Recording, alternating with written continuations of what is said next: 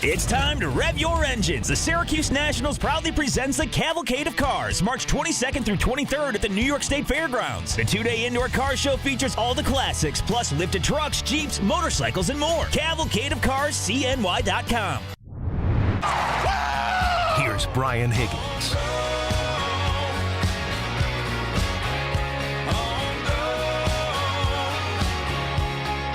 Oh, Monday.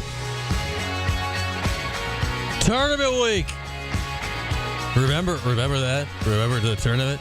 Yeah, that's this week, so I'm told. We'll get into it. NCAA tournament selection show was last night. Syracuse not selected. NCAA women's tournament selection show was last night. Syracuse not selected. So we'll get into the tournament today. Here on the Cuse, Utica, Rome, South Rome. Full coverage of the NCAA tournament, courtesy of Westwood One. Begins on these airwaves tomorrow night with the first four and continues throughout the rest of the tournament. No shows for us on Thursday or Friday because it's the first round, baby. There's games all day long, all night long, all day, all night, just non-stop games. We'll have those on our airwaves throughout the week, of course. Or if you're watching on television, you'll get to take in our guest today is Andrew Catalan of CBS Sports. Will join us in roundabouts half an hour. Andrew will be in Providence this Thursday and Saturday, just hanging out with Rick Pitino and John Calipari and Bill Self and Kadari Richmond and Quadir Copeland. It's the place to be. Providence. Talk to Andrew coming up in roundabouts half an hour. Your calls as well here on this Monday. 315-437-7644. It's a subscriber Monday on QSportsTalk.com. You got about an hour to get subscribed. We're going to be drawing a winner later on today. We'll be doing it again next Monday as well. We got a little... done it before with Fran Brown this last summer, Brian Cashman last year. We got a little like a sponsor's lunch leading into our Yankees programming this season, which is only a couple weeks out. The games is always on TK 99, Yankees on deck here on ESPN Radio. Well, Darryl Strawberry will be in town next Friday, so we got a little lunch, a little Q&A. It's mostly our sponsors, but a few of you who subscribe to Q Sports Talk will have the opportunity to join as well. So make sure that you are subscribed by now. Just do it now. It's going to be later, but do it now. Then you don't got to worry about it. We'll pick a winner. Must be present to win. Get in the chat. Come hang out, and we will pick a winner of that coming up later this hour. But with that, welcome in on a Monday here on the radio, here on Q Sports Talk, wherever you may be as we launch our way into NCAA tournament week. With that, let's get things going today. We start with a Burdick BMW opening drive. Oh, man, I printed a bracket and I left it somewhere else. Wherever I put my bracket, Syracuse is not on it. They're not in the bracket. They're not in the bracket. Thank goodness for the internet. We'll be able to look it up. But we'll pick a bracket. We'll pick a men's bracket. We'll pick a women's bracket. We'll pick brackets. Today, no, that's rushed. We must do research and have any idea who's playing and maybe not. We'll do it tomorrow and Wednesday. We'll pick a men's bracket. We'll pick a women's bracket. Get them ready to enter in the various bracket challenges and whatnot that are out there. It's still always fun to do a bracket. Even when Syracuse isn't playing, it's still fun to do a bracket and have a bracket and, be in your various pools and whatnot. But, man, I just feel this year, due to a variety of things, one of them being Syracuse wasn't good, and two of them being the ACC wasn't good, that, selection show was last night.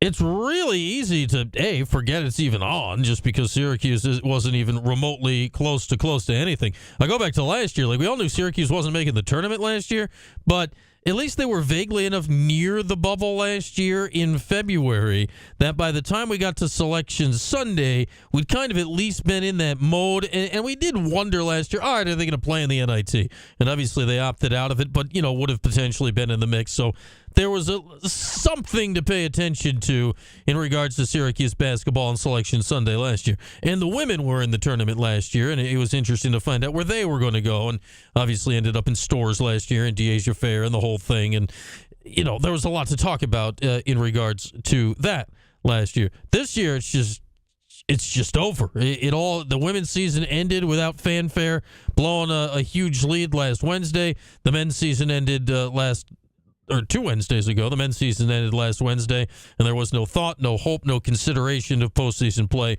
only now that we're a week out for the transfer portal.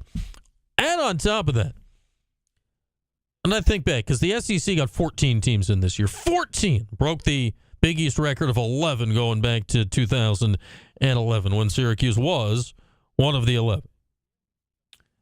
And, in years like that, well, they're one of the 11. That means they played the other 10, plus a few others non-con and whatnot. Like, you had a good sense of the tournament field, if only by watching Syracuse play. Like, if you go back to that year or a lot of years past, if you only watched Syracuse play,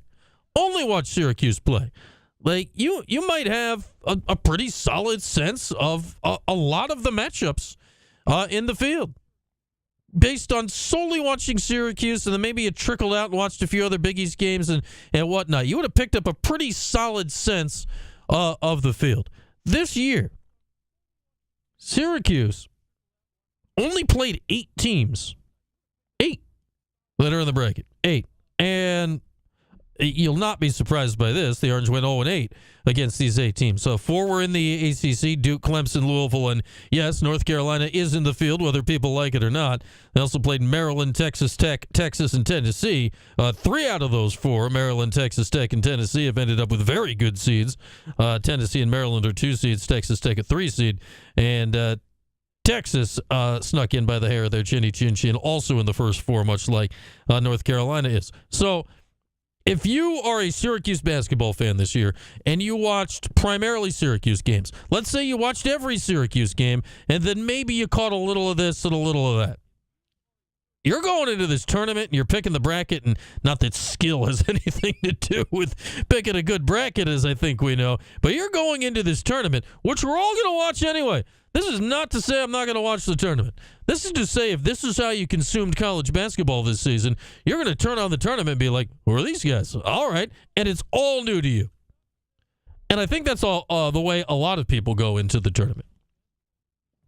I think a lot of people go into the tournament this way. If you're a casual sports fan, if you're a college basketball fan, or put it this way, if you're a sports fan that's only access to college basketball is March Madness, is these 3 weeks of basketball. You don't have a team, and you show up here, it's all new to you every year. Syracuse fans are going into the tournament this year, not quite that, but kind of like that. Because it's possible you've only seen 8 of the teams play if you watch Syracuse and only Syracuse basketball. Because the ACC only got 4, and the others, man, the last of these others was Maryland. That was before Christmas. 3 of the 8 teams on here, Syracuse played, in November. It's been a long, long time. I guess the Tennessee game may technically have been December. Either way, it's been a long, long time since you've seen any of these teams that Syracuse played this year. So I think going into this tournament, if you are a Syracuse-specific basketball consumer, you're still going to watch the tournament because that's what you do. That's what people do. I don't care if college basketball isn't as good or exciting anymore. And, man, we've gotten into the reasons why and the portal and the NIL and all this crap that we'll continue to get into because it is the ecosystem in which our sports exist now. But on Thursday at 12:15, when the ball goes in the air, the ball is tipped, so I've heard. There you are. That on Thursday at 12:15, all of that crap for at least a few days goes away. Because the magic of March Madness is that for those 2 days, 4 days, whatever, when you're locked in, it's just, especially the first 2 days, when it's just games and you're cheering for upsets of teams you'd never heard of before, and you're like, where's a Roadrunner? What's an Anteater? What's going on with this? 15 seed? Ooh. You don't know any of those people. And at least for those 2 days, the beauty of March Madness is it does not matter. It doesn't matter. Doesn't matter at all. We'll all still watch it. And you know what? Well, this has been a reasonably crappy college basketball season for all of us because the lens we've observed it through has been Syracuse, primarily, for all of you, at least for most of us. You get to the tournament. I know Syracuse isn't playing. That stinks. But the slate, as far as our experience for the next 3 weeks, is totally wiped clean because Syracuse isn't going to affect our experience of this tournament at all. You know, in years past, when the Orange were in it most every year, you could enjoy the tournament, but there was the side aspect of, oh, yeah, but we're focused on this game, and man, when Syracuse loses, because, say, for the 1 year, there's always been a loss at some point. So, yeah, this year it's just like, I don't know who's playing. I don't know what's going on. I'm told the SEC has all the best teams. Let's turn on the TV and watch. Let's turn on the radio and listen and see what it's like. And it's because of reasons like that. I know people have decided to be outraged that North Carolina's in the tournament. I can't muster up the energy for it. For one, I said on these airways a few weeks ago when Carolina started winning a few games and got to the bubble, I'm like, oh, if Carolina's on the bubble, they're in the tournament. And I don't care about their quad wins and their this or whatever, or if they should be in the tournament or not. They're North Carolina. Why are they in the tournament? They're North Carolina. Is that right? It doesn't matter. It doesn't matter. Should you be pissed if you're West Virginia? Sure. If Syracuse was in West Virginia's spot and this happened, would we all be pissed? Absolutely. But they're not, so I'm not. It's hard to get too riled up about it. Syracuse has been on both sides of this coin before of having the nice record, like the position Carolina's in and being left out. That kind of feels a little bit like the Demetrius Nichols team, the 07 team. They had a very nice record, but maybe was lacking in upper echelon wins and then missed the tournament. And West Virginia this year, who has a pretty good stack of wins here, Indiana, those teams, but not volume of wins. I look back, and this was 2 years before they started using net rankings and quad system and all that. I go back to the 2017 team, the John Gillen team, the Andrew White team, the year after the Final Four team, that, man, they had some funky losses on that record, and, man, their volume of wins was not appealing. But what do they have, like 4 top 10 wins that year or something? I mean, they would have had 4 had the quad system existed, high-level quad 1 wins that, had they been going through the process a few years later, you might get in with the same exact resume. But at the time, their RPI was crap. They had a few bad losses, and you missed out on the tournament. And I seem to remember, outrage dissipates over the years, that while it was annoying Syracuse missed that tournament, it was not altogether surprising. So Syracuse has been on all sides of the coin of this. There was the year the bracket got leaked, and like, holy crap, Syracuse is in. That's surprising. So, it evens out in the wash over the years if you're a program like Syracuse. If you're a program like North Carolina, yeah. Show me when they were on the bubble and got left out. Yeah, come on. That's just it doesn't happen. And if people don't like it, yeah. Does it look terrible when the AD of North Carolina is the head of the selection committee? You're damn right it looks terrible. Is that going to stop anybody from caring or make it look terrible? No. Is Bubba Cunningham going to cash that $100,000 that was his bonus for Carolina making it into the tournament? Yeah, he ain't stopping the direct deposit on that one. Yeah, don't worry about it. Maybe we'll donate it to NIL and Bill Belichick can go get a guy. But you know what? I look at the bubble this year and people are always like, expand the tournament. Like, I'm fine. 68, we're fine. Get a couple of whatever playing games. Everyone gets to have a good time in Dayton, Ohio for a couple of days. Sure. Fine, have fun with it. Do I need to see 76, 82, 96 teams in this tournament? No, because had West Virginia got in and North Carolina got out, my level of outrage would have been exactly the same. It would have been, so what's for lunch? What do we got snacks? When do the games start on Thursday? Who's your bracket? What do you got? So it's the tournament. It stinks Syracuse isn't in it. It's terrible. It's a lot more fun if Syracuse is in it.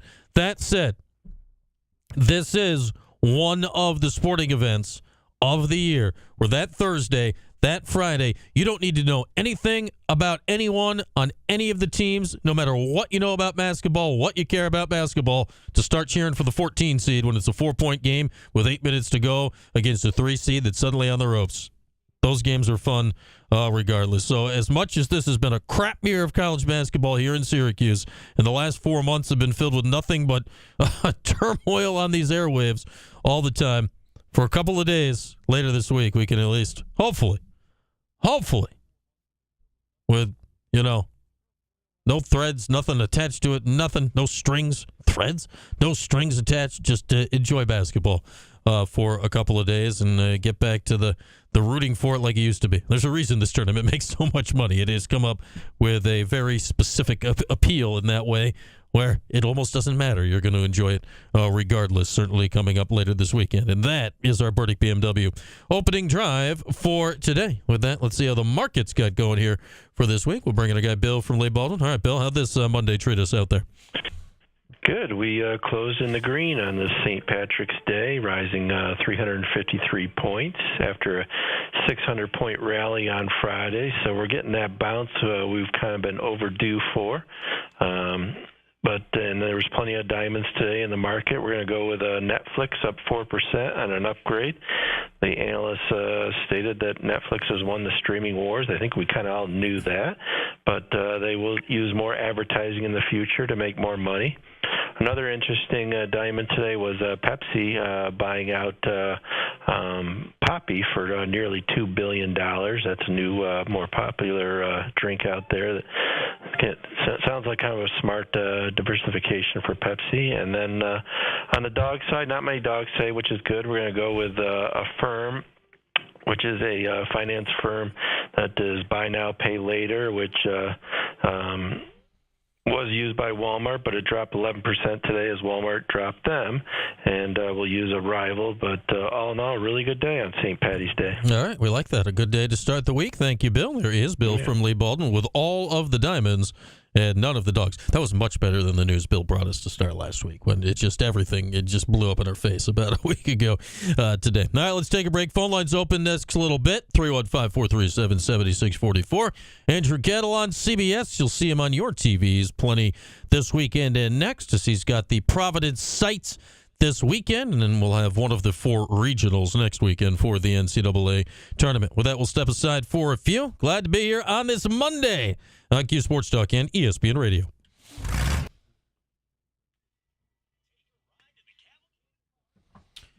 Oh, what's up, chat?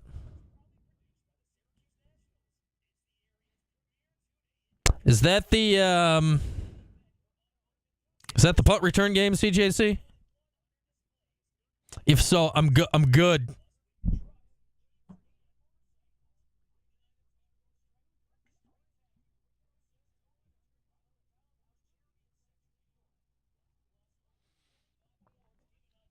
And CBW, the women's selection committee, put Angel and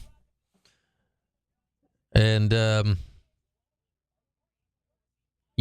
most famous Caitlin in the same bracket last year. So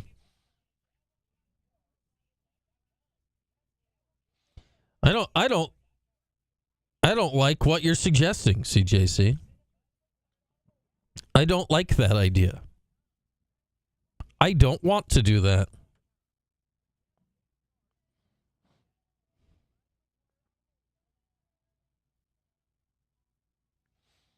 I was randomly at an all-inclusive hotel with the women's basketball team for some pre-Christmas tournament when that game happened. That helped.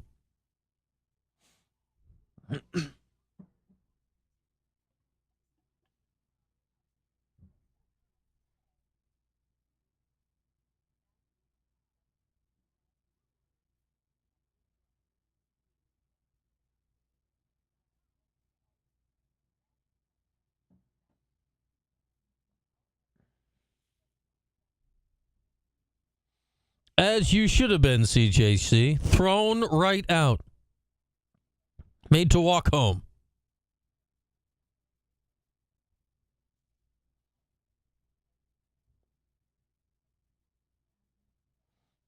They should have booted you out.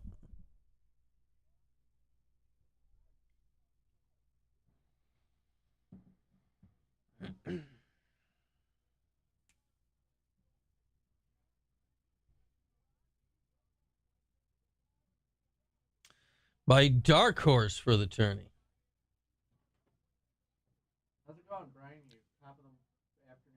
Yes, I'm very green. I'm a quarter Irish. That's a good amount. I'm none. No. I'm a quarter Italian. What are these dopes saying? You know, same old. Fire somebody. Pepsi just bought some beverage I've never heard of for $2 billion. Yeah. Yeah. I saw that too for some strange reason. I just learned of it from Lee Baldwin. Who's my dark horse in the tourney? I don't know. Who should my dark horse in the tourney be? I was going to pick Yale to win a game, but they're going to get blasted by Texas A&M, I think. Is Clemson considered a dark horse? Clemson's playing Quadir. Oh, he's gonna lose. Yeah, so I really liked Clemson. I'm like, I wanted to pick them. I can't pick them both to win. What am I supposed to do about that? Yeah, Duke's my dark horse, CJC. Why to your back? Why is there a spot? Oh, that's your read. All right. Yeah. That's the opening drive, Paul. I like that guy Ryan Hammer on Twitter. Yeah, he finally updated the... Oh! Updated 317. That's today. Cavalcade of cars. I've heard of that. Those are the fresh talking points. Even though I didn't have the old talking points. I was just winging it on the old talking points. I would just open up the web page and read off. I'll probably I'll read that thoroughly. The poppy grape. A grape tastes like Dr. Pepper? Actually, yeah, Carolina. The question is, are you going to pick who are you picking out of the first four to make a run? I think for the sake of the bit, I got to run with Carolina. Carolina to the Sweet 16. Iowa State's got a hurt player. Ole Miss, I don't know anything about Ole Miss other than Chris Beard's there. Florida's killing it, Florida guy. They're in the trapezoid of excellence from Ryan Hammer on Twitter. I like his trapezoid.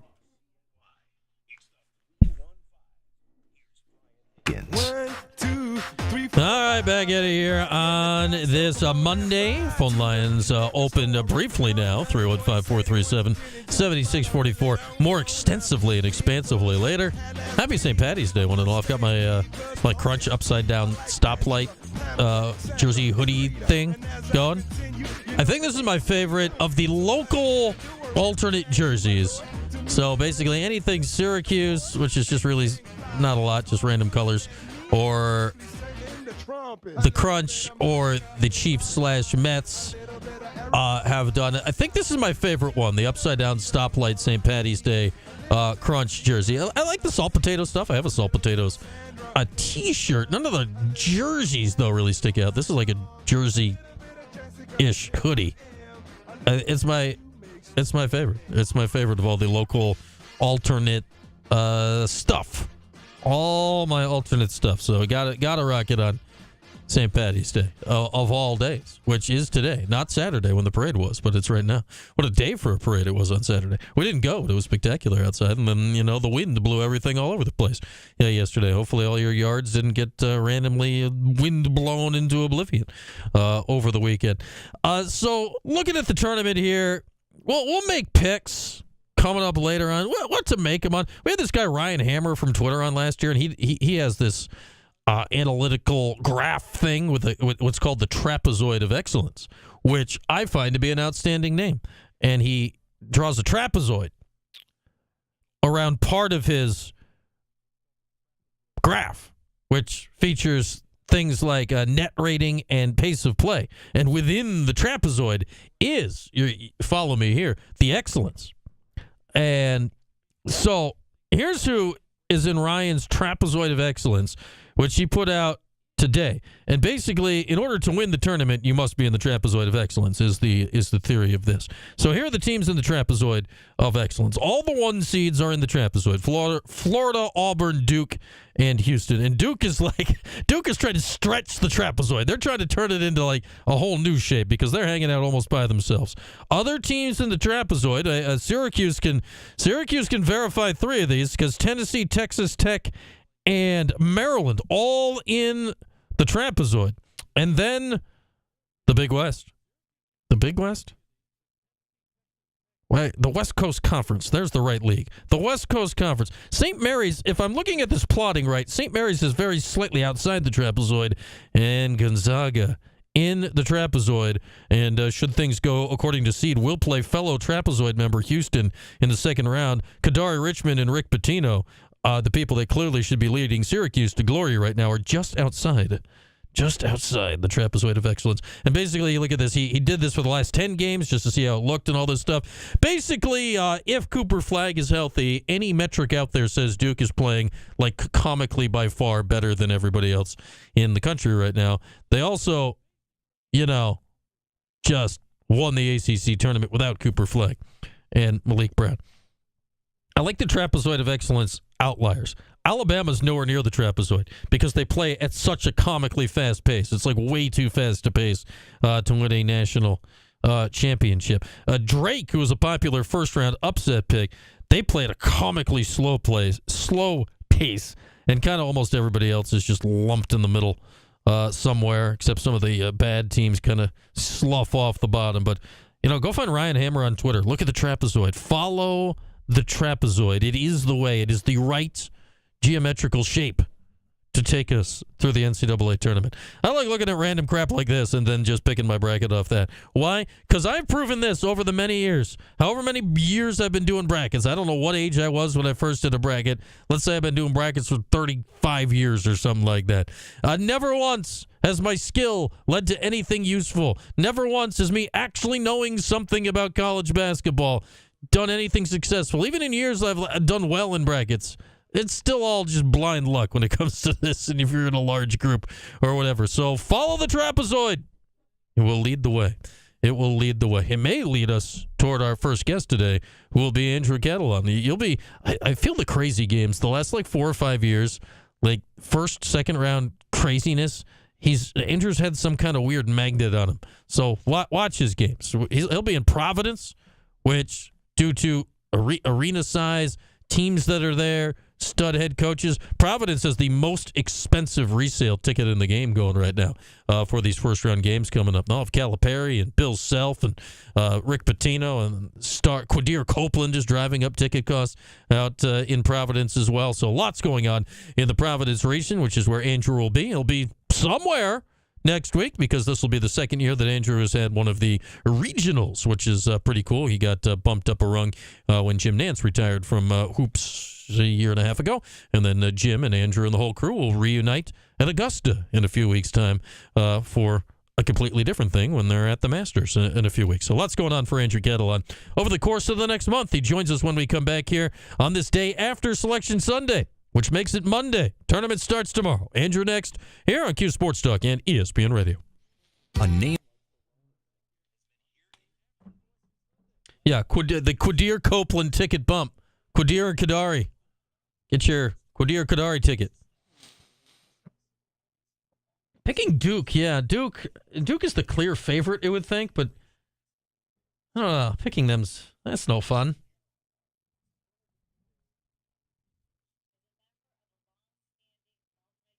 That's enough out of you, CJC. Banned. Just banned, CJC. You are banned. We don't have time for this. Yes, Malik is kind of really important to them, and his shoulder keeps falling out of its socket.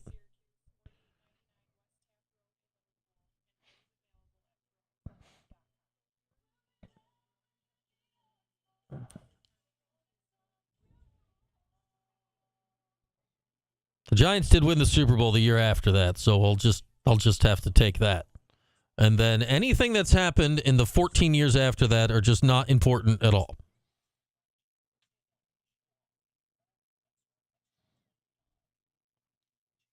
Yeah, St. John's, their offensive metrics, Frank, are falling just short of where you want to be to win the tournament.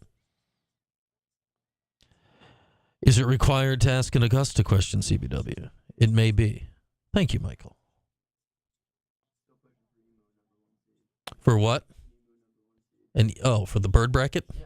I'm like they already seeded this bracket. I feel like I've given a pretty good argument for it. I mean, you are the foremost expert I know on the Emu Wars of Australia. Yeah, dude, you're also the only expert I know on the Emu Wars of Australia to tell the world about the Emu Wars of Australia. Now, this is going to be taken as a If I didn't know you, Mike, I would not know that there were not one but two Emu Wars of Australia. And I'm not saying this derogatorily for the bald eagle, because I respect the bald eagle. I understand what it means to this country. It is the symbol of the entire country. But with that being said, if we are putting an endangered bird as a number 1 seed, 2-0 in wars, emu, I feel like has the strongest argument to slide into a number 1 seed. Respectfully to the bald eagle, but if we're going to put an endangered species on there, then you have to put the only bird that's 2-0 against people. Here's where I like the eagle's chances, though, involving the emu. He can just fly away. True. He'd just be like, "Oh, you want to have a fight? Wait, I'll see you later." So is this actually like what bird's going to win in a fight? Because then the Baltimore Orioles definitely not a 1 seed. No, but I like, if it's a bird bracket, like I feel flight is an important ability. I don't know. All I'm saying is like you just kind of try to go into the corner of the bald eagle beating an emu in a fight, but people made bald eagles almost extinct. Well, I mean, there are 4 1 seeds in the bracket, so there could be more than one. And that's fine. I'm cool with the bald eagle being the number 1 seed, and that's why I'm saying I'm not saying this derogatorily, because I think it deserves a spot. Mm-hmm. But my argument for the emu, I feel, is I've been also trying to number arrange 1. a bird sponsor for the bird bracket. Have you? I've put things in motion. I've let the proper people know. Maybe we it get may not Twitter. lead to anything, but I am friends with somebody that owns a bird-related store. Really? Yes. Like a one-stop shop bird store kind of thing. Like Like, do you need bird products? Do they also sell birds? No, but like seed and stuff like that. Do they sell birds? No, I don't think they actually sell birds. It's not a pet store, but it's like a bird store. I kind of just bird figured paraphernalia. that it would You don't need to have a bird, but this is to bring the birds to you. You want to bring some Orioles? He'll get you Orioles. I guess I'm just so used to when I go into a pet store that is selling pet products, they just also are selling animals. Because like Petco, they sell animals. This is to make sure the right outside birds are coming to visit you. I kind of trust them more because like with Petco, they're pushing the animals so they can push the product. No, he's like, you want an Oriole? I'll get you an Oriole. Yeah. You don't want an Oriole? We'll get you something else. We'll get a Blue Jay. Yeah, and with your friend, I imagine they just really care about the product. They're like, you have your birds, we'll take care of it. He'll get you the right kind of seed to make the right thing happen in your backyard. Do you want to bring the winner of the bird bracket to your backyard? I got the guy for you. All right, back at it here on this Monday. Was there a selection show yesterday? One of these years we'll have to watch this thing again, right? I think.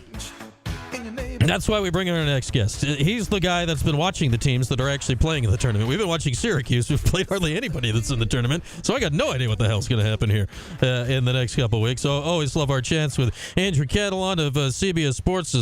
We always seem to talk to Andrew very specifically on like this day or this week this year. What's up, buddy? Thanks for hopping on here for a few minutes. Hey, Brian. Always good to see you, man. All right, and here you are leading into this week. What has today been like for you? What kind of cram fest are you going through to get ready for the 4 games in 12 hours or whatever it is you'll be dealing with on Thursday in Providence?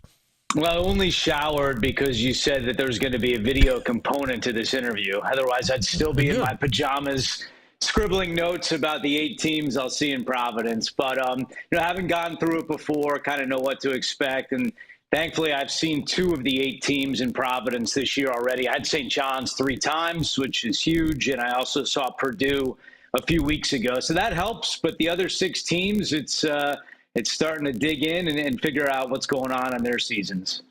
Randomly you've got a couple of Cuse connections there with Quadir Copeland and McNeese State and Kadari Richmond and St. John's, and some big name coaches when you're looking at Calipari and Bill Self and Rick Pitino and all that. So, all right, last night you're watching the selection show, as are we all, and the main thing everyone's up in arms about today is North Carolina getting in. Where my point is like, come on, it's North Carolina. What did you think was going to happen here? Well, what are your thoughts when the bracket came out? Does it look right to you? What are your general vibes of the 68 teams that got put in?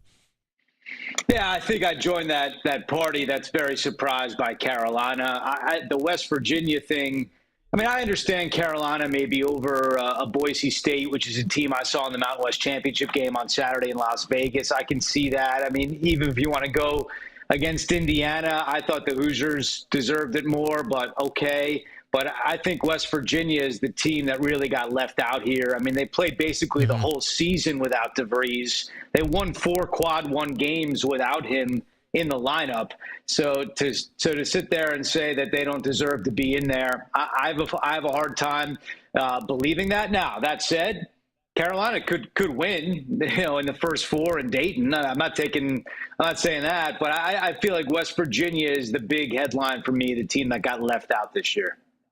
Yeah, they seem to be number one on the outrage list. And, yeah, it seemed weird to mention their injured player when he's been out to even play in 2025. I mean, he's been out for a really long time when you look at stuff like that.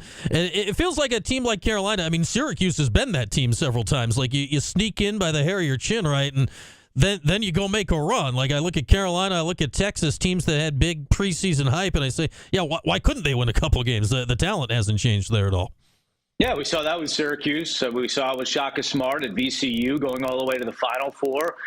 Sometimes when you get that first win under your belt, you fly into the next site and you're already feeling good and you got some of the nerves out and you play with that nothing to lose type attitude. So, so I think, San Diego State's a good team. I think that, they have a very good defense. So you can see a good matchup there, but wouldn't be surprised at all if Carolina won and then ended up winning a couple of games. Yeah, I mean, they still got the guard play, right, which we all know is really important this time of year. What, Andrew, is the best team that you have seen in person this year? I mean, Duke and Auburn are certainly the top two on the seed lines when you're looking at what people are talking about this year. But who's the best team that you've actually gotten to see in front of your face this year? Yeah, I mean, most of my games are in the Big East and the Big Ten, and I'd say the best team I saw was St. John's. I saw them 3 times. They're such a fascinating team. We know that statistically they don't jump off the chart. They can't shoot the three. They're not a good free throw shooting team, but they play incredible defense. They have relentless energy. They have one of, if not the best coach in college basketball right now, and they're a very dangerous team. It seems like they've picked up the entire city of New York, and they've got them on their back. And I think Providence will sound a lot like the Garden. I know that you already said it, that the ticket prices in Providence are through the roof. So, in person, I've been very impressed by St. John's, but I would be really worried if they do a 1 for 21 from three-point land, which, by the way, they did do against Butler earlier this year, and they still won that game. So it's just a strange team statistically, but when you see them up close and in person, they are really a tough team. Are they a team you think can win the title? Because you're right, their statistical profile, it falls, especially on offense, right? It falls outside the realm of all these different things. They're like, well, the last X champions have been, Kem Palm offense and defense are here, or Bart Torvik this, or whatever. Their offense doesn't land in that category. Do you think they can be the outlier that, disproves the rule this year? Yeah, I think that, Brian, you look at last year, you look at UConn, you look at Purdue, they were the 2 dominant teams. Taking nothing away from Auburn or Florida, but, I don't think there's a dominant team this year. I think all the 1 seeds, Duke, obviously with the injuries and being young, I think that you could pick apart a lot of these 1 seeds. So I don't see a dominant team. I think that bodes well for maybe the outlier St. John's year when, they shoot so poorly from 3 but could still make a deep run. So I think, you asked me this a year ago, I'd probably say no, but I feel a little different this year based on some of the awards we've seen from the top teams. Yeah, last year was one of those rare years, right, where the top 2 teams in the tournament kind of just steamrolled their way and ended up going head-to-head in the national championship game. You said you've done a bunch of Big East this year, Andrew. UConn's had a weird year, right? Like, at moments, you're like, all right, there, I see a glimpse of the team that won the last 2 titles, and then at moments, it's like, whoa, this team doesn't have a shot to make a run this year. Where do you see UConn on the championship experience versus clearly they're not quite what they were here the last 2 years? I think a big part of it was Alex Caravan. He had a very up and down year, and he went through a slump for him, for a good portion of conference play. Seems to be playing better of late. McNeely is a really talented freshman, a kid that can carry you on the back and make a run. They're not the team that they were a year ago, and now they're going to have a tough, right out of the gate, 8-9 game, and then maybe playing Florida in the next round. I think that's a tough spot, but that pedigree, that coaching, and Caravan, to me, is the X factor. If he plays like we saw last year in this year's NCAA tournament, I would not count out UConn.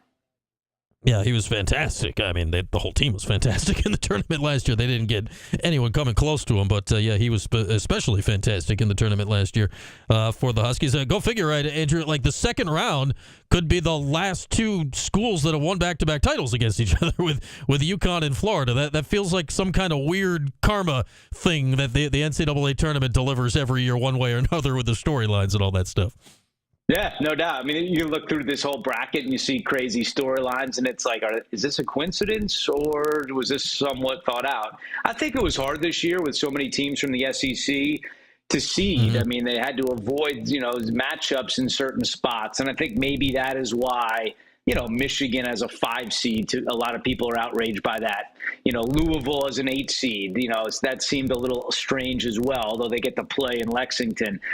Maybe some of the seeding challenges is what created some of these matchups, but yeah, it's going to be really interesting, especially if it is in Providence, Pitino against Calipari in round 2. I mean, that would be obviously, that'd be a lot of fun to be there for that one. Yeah, I mean, you look at the night games you got on Thursday. You got Calipari versus Bill Self in the first game, so you already got national champions on both sides. And then the winner of that game is more likely than not going to see Rick Pitino and St. John's coming up on Saturday, which for sure would be a barn burner kind of situation. It's kind of wild, right? You got all three of those guys in the same place. There's not many people, active coaches, walking around with titles that you got three in one place. No, it's amazing. And, let's not forget about Matt Painter, too, who's also going to Providence and has had an incredible run at Purdue. So, yeah, I'm fascinated to see with this. I could tell you our crew, when we saw the bracket came out, we were texting each other. We're like, wow, Providence would be pretty fun. And so we're really excited to get up there. And I think, I called a couple of games in that building already this year, and I've done it throughout the several years. It's a fun place. I mean, it's an old school building. Kind of takes me back to those old Big East days when Syracuse was in the Big East. It's not a big place, as you pointed out. So, I really feel like it's going to be rocking. And the fact that St. John's and their fans can drive, 3 hours, 3.5 hours and be there, I think it's going to create a wonderful atmosphere coming up on Thursday and Saturday. What do you make of this second game that you have on Thursday, which is McNeese State and Clemson, and you always look at the 12-5s based on history there. We know McNeese State for a lot of reasons. They were really good last year. Will Wade is there, and Quadir Copeland is on McNeese. And obviously Clemson, I was kind of surprised to see them as a 5 because they've been really, really good all season long. What are you making of that game? Yeah, just digging into that game a little bit right now and seeing, how good of a season Clemson had, and to see them as a 5 seed, I was a little surprised by that too. Will Wade's a really good coach. I wouldn't be surprised if, with all these job openings right now, that this is maybe his last time at McNeese. I think he's going to be a popular candidate over the next week or two, depending on how far the Cowboys go. Mm-hmm. But, yeah, I think it's going to be a great game. Those 12-5 games are always a lot of fun. And I think this McNeese team, which went to the tournament a year ago and has some experience, is not going to be, intimidated by going up in the bright lights of the NCAA tournament. So, I really think we got 4 great matchups here on Thursday in Providence. Yeah, this Arkansas-Kansas game, which is your first night game, Calipari, Self, obviously Johnson, his first year at Arkansas, and that was one of the big offseason stories last year. This Kansas team, who knows, right, Andrew? I mean, they were preseason, 2, top 5, 1. I mean, they were way high. They've had a really roller coaster a year. Bill Self had some moments in press conferences this year where he was flying off the handle because he just couldn't deal with his own team. What are you expecting of, a lot of blue blood stuff in that game with teams that haven't quite been that all year long? Yeah, no, I mean, look, it's been a down year for Kansas, but, I would never count out a team with that kind of pedigree. And Hunter Dickinson, who is such an emotional player, called his games at Michigan before he went to Kansas. He can really rally a team. I've seen his teammates, feed off his fire. And, that's certainly capable of happening again here in the NCAA tournament. Look, Arkansas went through a gauntlet this year in the SEC. There's no doubt about it. They've been battle tested, but the Big 12 is also a really good league this year. I saw Iowa State play 2 weeks ago, and that's a really tough league. So, I think that's going to be a good one. And whoever wins there, then they could be looking at Pitino and St. John's on Saturday if they get by Omaha, and that would be really fun. All right, we got Andrew Kettle on here, CBS Sports. You'll see him, I believe, True TV, then CBS on Thursday, and we'll see what television station he ends up on Saturday, and then the weekend after with the regional as well. So we've been debating the life and times around here of Kadari Richmond for basically 5 years consecutive, nonstop here. Now he's 24, he's 25 years old. He's been in college forever. When you have a guy like that, if you're St. John's, what kind of advantage is that to have one of these just, frankly, old guys in the tournament this year? Yeah, having called his games not only just at St. John's this year, but at Seton Hall in the past, it's hard to get a read on him. He plays emotionless, but he's always poised. He's always composed, and you can see the work that Pitino has done with him mechanically on his shot. He's still not going to go out there and shoot, 10 threes, but he's gotten better. And that's really the only, he talked to all these coaches and scouts, and that's really the only thing that doesn't make him a great player at the next level is that he can't shoot, but he's starting to shoot better. So I've been impressed with his development, his progress from his time at Syracuse to Seton Hall and now in St. John's. And, he can take over a game.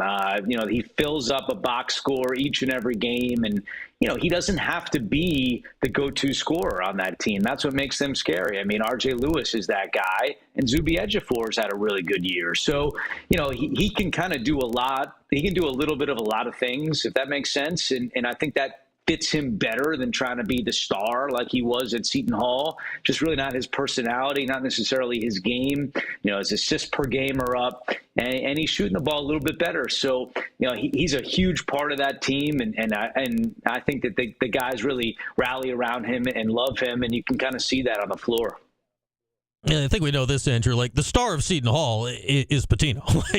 This guy he's back on the main stage. Well, what are you expecting?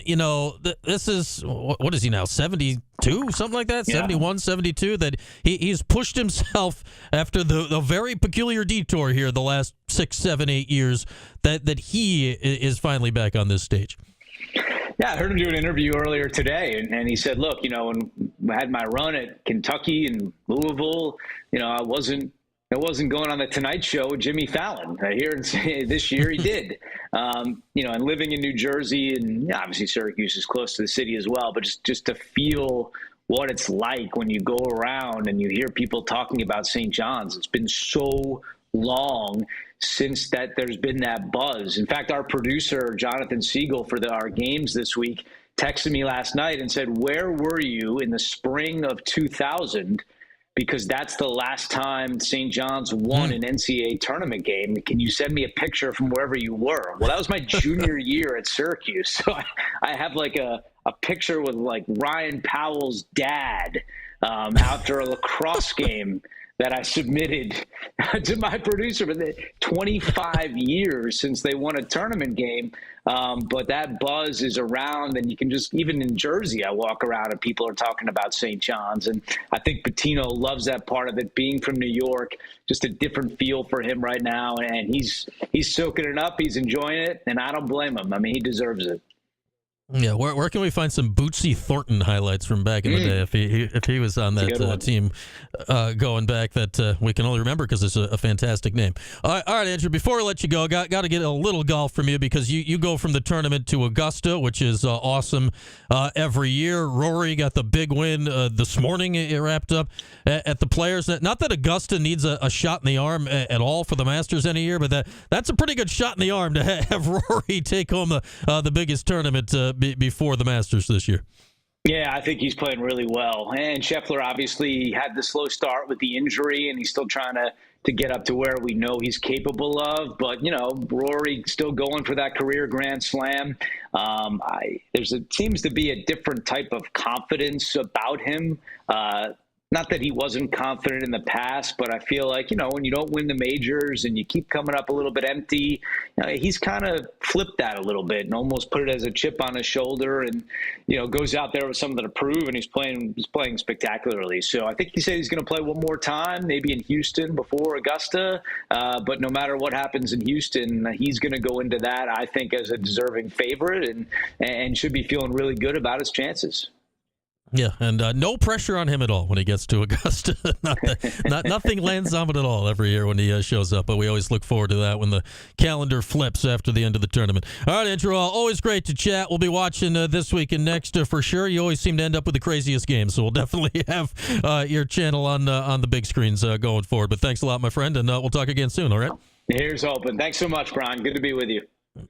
All right, there he is, Andrew Kettle on CBS Sports. Again, Andrew will be in Providence this Thursday and Saturday. He's got High Point, Purdue, McNeese State, Clemson, Arkansas, Kansas, and Omaha, St. John's on Thursday. And then obviously the winners of those games, which basically has to produce a compelling matchup on Saturday. There's almost no combination of what you can cook up here that's not going to produce something good unless Omaha beats St. John's, which would be kind of wild, though. Then you'd get a 15-2, and that's also pretty good. So really, there's nothing that can happen on Thursday that's not going to give him a good Saturday, and then he'll have one of the 4 regionals next week.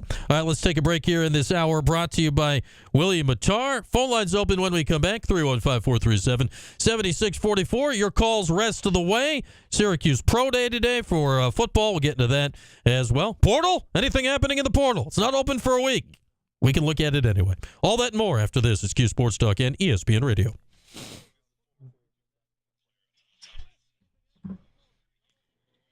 Not yet, LA Orange. Not yet. Nothing with real legs, anyway. I don't know if Bootsy was actually on that team. I think he might have been the year or two after that. But I just like saying Bootsy Thornton. And anytime we can say Bootsy Thornton, we must. It is required. Okay. Let's see. Donnie Freeman. What's Twitter going to spit out at me if I type Donnie Freeman in? Look, it's Mike. John Cena's new promo of what he was. Should do. Should go to a children's hospital. Stand outside the window. You can't see me. It's like, you won't see me anymore. You ungrateful kids. Can you imagine if he just starts calling out dying children? Yeah, I made that joke. Don't do it. I made that joke, and Jordan goes, I don't know, 15 years earlier, they might have used it as a promo. Vince McMahon would be like, yeah. Yeah, he'd be like, this is you gold. get to St. Jude's right now. You taunt those kids. All right. Air hockey. Am I down 4 games again? This is ridiculous. I need proper hydration. Yeah, it was fantastic, San Diego. I mean, I was working very hard. I wasn't watching it at all. No, I'm going to leave it here so we know it's on 4-game win streak. Actually, that's not a bad idea. No, it's not. This has a counter. I've been using this whole time.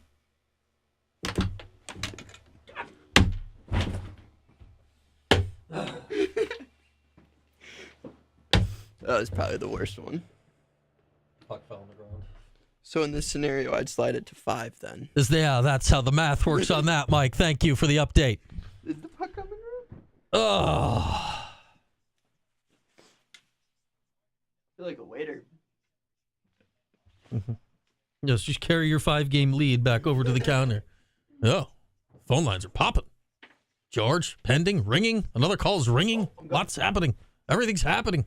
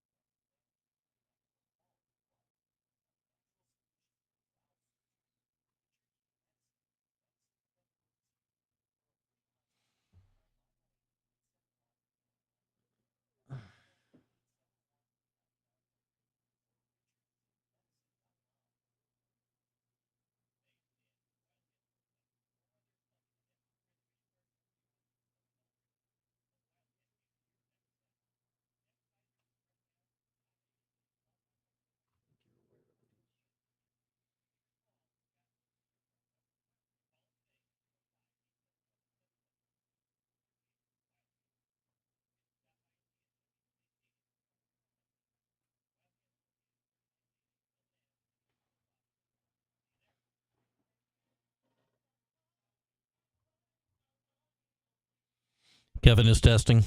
Testing 1, 2, 3. That was a great moment, said he. They cut to that kid, and he's just like, me? What did I do?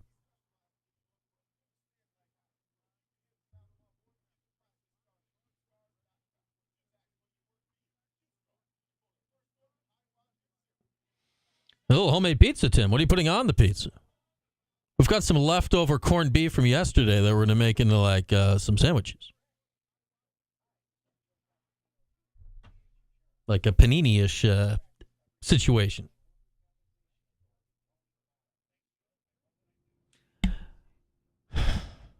Fire Mike for the poll. And by washed air hockey, I don't like this poll at all. And my only vote choices are yes, and yes is a different option. I declined to vote. I abstain. I abstain from the polls. I don't like any of this.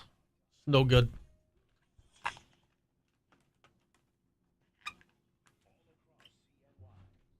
.315. Here's Brian Higgins. All right, here we are on this Monday. This used to be Selection Monday for the women. Now they just do it on Selection Sunday.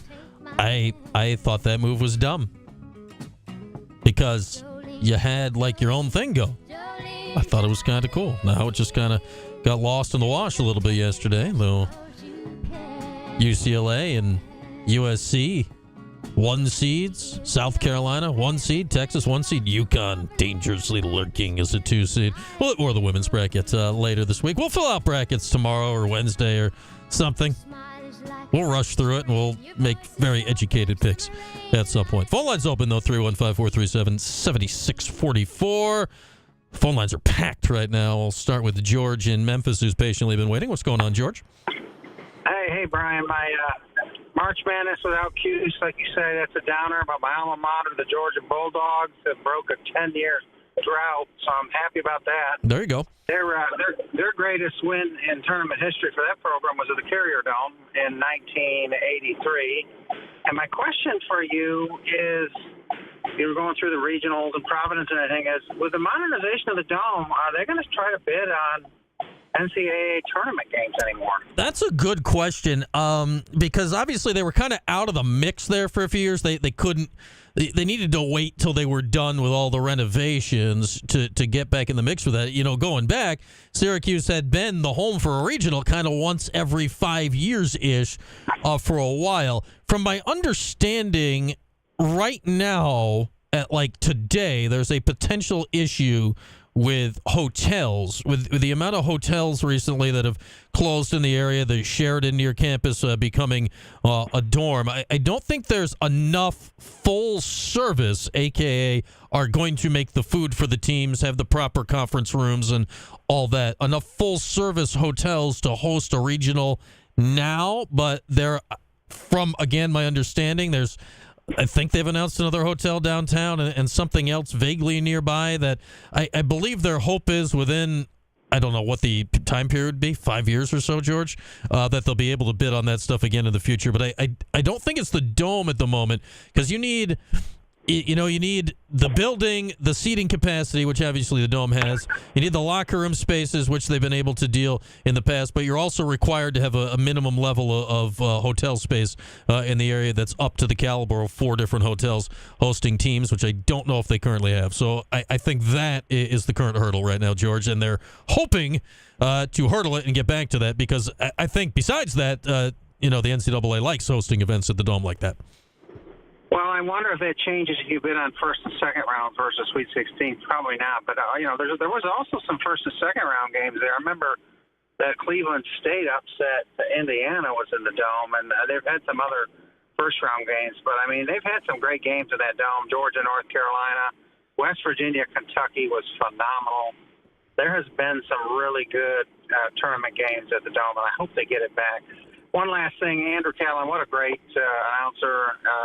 He's fantastic, and sports, all sports, but I think his work at Augusta National is fabulous as well. Oh, yeah, he does a great job on golf, and thankfully, because of him, we will have Syracuse representation in the tournament. So that's what we're hanging our hat on.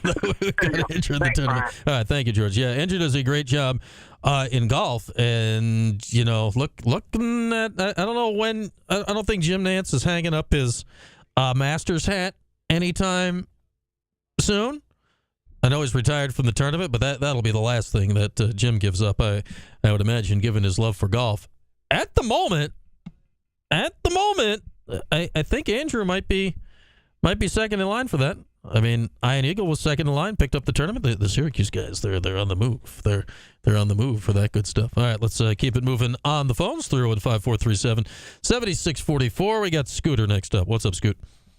I think the big conspiracy is True TV hasn't had high ratings since the O.J. Simpson trial. So I think Carolina and True TV, people are going to actually realize where the heck True TV is. I like the fun of it's a little different now with streaming, but I enjoyed the fun back in the day when you're like, now, okay, this is the 3 days a year. I got to know what channel this is. Or I'm in a hotel with the women at the tournament. Does my hotel have True TV? Well, I'm glad you said that. I was up at Seneca, Niagara at the casino. There's a sports bar called Players, and they didn't have True TV. And was it Syracuse-Sanford? The Syracuse first round where they had the controversial out-of-bounds play. The first round, I believe, they were in, I think, we're out in Pittsburgh or somewhere. But there was people asking in line. I happened to ask the bellman. He goes, "No, we don't get True TV." I said, "Well, they got to go to the sports bar." 5 people heard me. It was the biggest crowd over there for a 2:00 game ever. I mean, it was the funniest thing. But you're right, True TV is, and I think way back then, I'm not sure all cable outlets had True TV. It wasn't exactly. Remember, that used to be a lawyer thing. I mean, everybody on the O.J. Simpson trial got their own show on there for a while. So now all of a sudden, I don't know what it is. Like you said, 3 days a year, I find it high 92, 93 or something like that. Now it's Random Sports, the tournament, and Impractical Jokers is True TV. Is that what it is? Okay. That's my understanding. But besides the occasional Impractical Jokers, the only thing I'm watching on True TV is the first 4 games and then the Thursday and Friday of the tournament.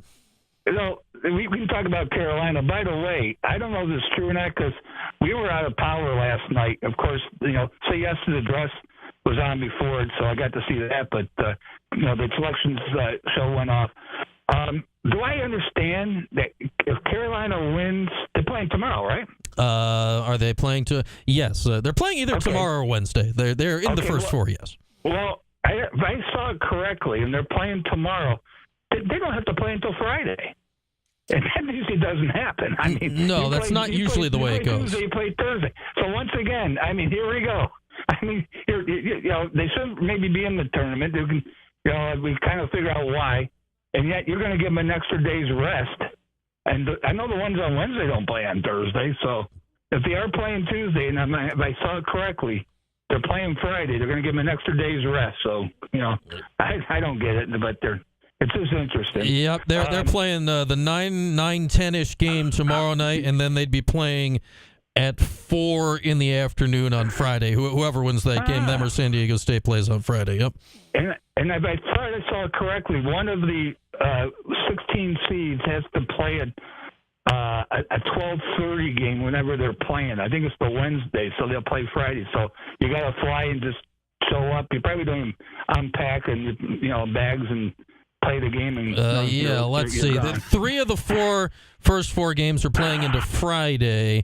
Then one of them tomorrow is playing into the 2:50 game against Auburn on Thursday. I guess the winner of St. Francis, Pennsylvania, and Alabama State. They're playing Auburn, so that's not going to go well for the winner of that game on Thursday. They got to go from Dayton to Lexington to get their butt whooped on Thursday afternoon. Well, seedings just went up. I mean, I didn't understand the seedings. And George, good luck. I mean, it's one of us playing Houston, Gonzaga, or Georgia, but Kansas at the end of the season, I don't know how you still get a 7 seed. And you're going to give Louisville an 8 seed. Yeah, I mean Kansas has been a mess for months now. Yeah. I mean, it looked like and they've said it. They had everything wrapped up by Saturday outside the UAB. So I guess they play golf on Sunday. The bottom line is, it looked like nothing that happened in the tournaments outside of there's going to be a bid stealer meant nothing. It didn't seem to, no. Yeah, it doesn't. I mean, you got Louisville beating Clemson 2 out of 3 times, once in the semis, in the championship game, second in the conference. We all know the conference was down. You get an 8 seed. Clemson gets a 5. To me, it made no sense. Kansas is a 7. Teams, unfortunately, that I liked as far as knocking teams off, and everything's matchups. I was psyched for Omaha, and guess what they have to play in Rhode Island.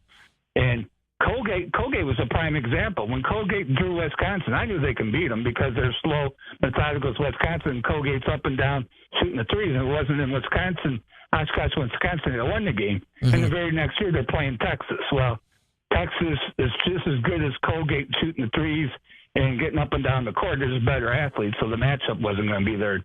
I thought Liberty had a shot, and last year my pick Grand Canyon, I didn't beat St. Mary's. I thought they didn't draw well either, but it's just interesting, the seeding. I don't know if it's because of the Southeast Conference. There's 14 teams, and they're worried about getting playing in the next round or not. I was shocked. I believe I saw Auburn only has one Southeast Conference team in their bracket. I don't know if I saw that. Like I said, yeah, I mean, they tried to. I mean, with 14, they try to keep them away from each other until the Sweet 16, which I think they get more focused on that, and it screws up the rest of the bracket. I think is part of it that you're keeping those teams away from each other, and you kind of lose the true seeding. Like I don't get Clemson as a 5. I get the AP poll doesn't matter. They were 10th in the country. Like if you're saying that's overvalued to be a 5 seed, Louisville made the ACC title game. All right, the ACC stinks. They won 11 games in a row. To be an 8 seed seems low. But hey, it'll all play itself out, I guess. Well, I'd rather be a 10 than 8-9 because you have to play the 1 seed in the second round. Right. And chances of 16 seeds outside, 2 now, I guess, and maybe only 1. I think Pratt, Virginia, I thought that someone else might have knocked someone off since then. So you know who you're playing. Right. The 2 seed is a little bit of a drop-off, and, you got more 15 seeds beating the 2. By the way, the 12 seed Colorado State is a favorite over Memphis, the 5 seed, so... that's interesting in Vegas. But for all the Gonzaga haters out there, Paulie, it looks like there's a good shot that their 9-year run of making the Sweet 16 is in jeopardy because obviously they got to play Houston. I'd rather play Houston than the other 3 seeds because I think Houston doesn't shoot the ball as well as the other 3, and that's the problem with Gonzaga. They're not shooting the ball well. So they're not as high octane as they used to be. So all the haters out there, whatever. There we go. All right, Scoot. Thanks as always. There's our guy, Scooter, and I'm sure we'll hear from Scoot during the tournament as we go along. One more call before the break. We got Steve in the car who's been patiently waiting. What's up, Steve? Hey, Brian. How are you? Very good. Hey, just wanted to hit on Pacino, and the reason why he's this story nowadays. Let's not forget how he became a story. All right, he got thrown out of Louisville. Mm-hmm. Cost them a national championship for all the recruiting stuff that he did, but all of a sudden he's put back in the spotlight. I think it's, to me, it's the light is not shining there for me personally. Yeah, I get it's a great story for St. John's, but it's not for Patino for all the wrong reasons. Yeah, I mean the Rick Pitino stuff. Go back, 40 years now, right, Steve? Like It's never in doubt, right, that he's been a great college coach. Wherever he's gone, he's succeeded in coaching. And then there's some of the off-the-court stuff, which is a little like, okay. And he's always had that, that used car salesman charm to him in some ways. And sometimes he shows an edge out there, which is why I think he's such a compelling figure. But, you're right. He ended up at St. John's for a reason, right? Like this. Yeah, otherwise, he'd still be at Louisville right now. He's not known for Slick Rick for nothing. Okay? No, it's not just the hair. No, it's definitely not the hair. And just to turn that into an SU point of view, the people that were calling for him to come here, it was never, ever, ever, ever going to happen here for his backstory, ever. So I just wanted to get that in as well. No, that's a fact, Steve, and thanks for the call. And, there's a 0% chance that even if timing had lined up and whatever, that like a hiring process involving Chancellor Kent Severud was going to result in Rick Pitino being the head coach at Syracuse University. Like, and this is setting aside, yeah, he's a great coach. He is shortlisted one of the best coaches ever at the college level. That is separate. That is not in debate. Yeah, he might take another team to the Final Four this year if the Johnny's going around. Maybe he'll win the Natty at a third school. I don't know. He's a great coach. That's not in debate. That's not in debate. They could have hired Rick. Could have, sure. Was it ever going to happen? Like on God's green earth? Absolutely not. Is that right or wrong? That's beside the point right now. That's beside the point. All right, thanks for the call, Steve. We'll continue on. I suppose we should get to hour 2 since it's 5:10 already, but phone lines open the rest of the way. 315-437-7644. Much more to come after this. Some thoughts on Syracuse football's pro day. Portal? Anything happening? Yes? No? We can get to that as well. But whatever you want to talk about on this Monday, 315-437-7644. Back after this, Q Sports Talk and ESPN Radio.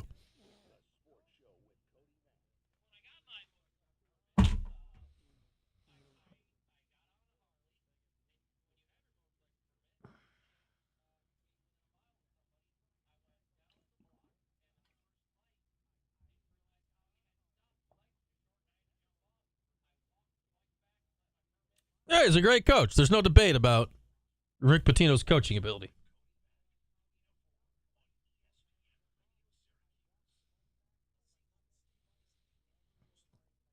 I find myself not knowing anything about the team's bowling ball, but invariably, like, you'll get drawn into it, and you'll just watch the games and start cheering for the underdog by Thursday afternoon.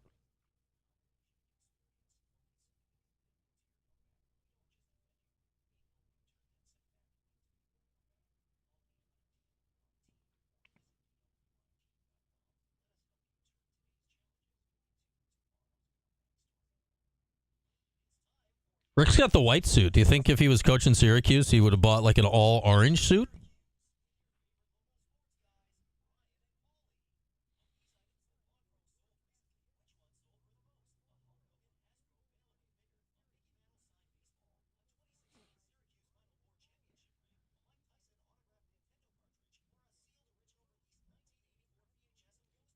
I'm not demonizing him, Philly's Most Wanted. I'm just saying, like, based on the people that would have been in charge of that hiring, he never would have gotten hired.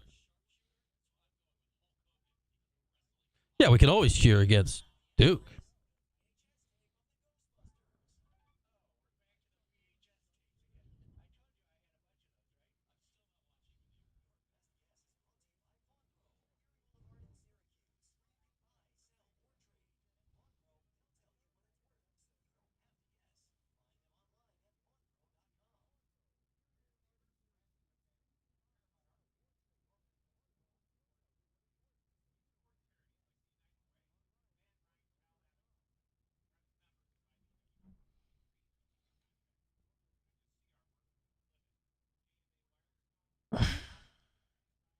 No, nothing's ever better when Duke wins. That's factual bowling.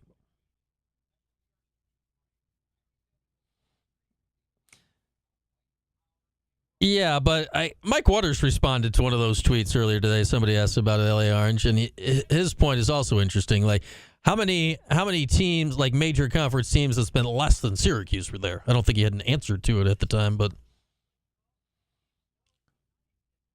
like, you can't automatically buy your way in, but you can be iced out by not being at the floor. I was actually at the Center because the Syracuse women were playing that night or the next night. I was at the Center while they were taking down their national title banner. It was wild. They were just up there taking it down. I'm like, huh, look at that.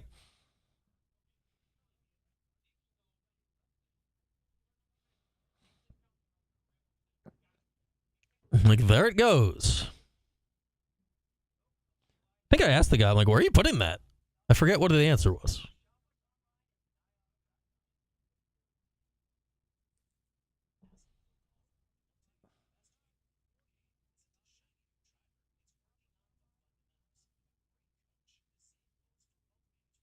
The Eagles have signed Azeez Ojulari. Oh, poor next Giants quarterback is just randomly going to get...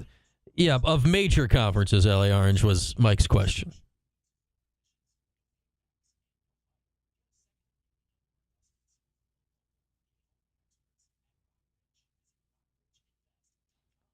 It's not about McNeese States. LA Orange. McNeese State is clearly outspending their league.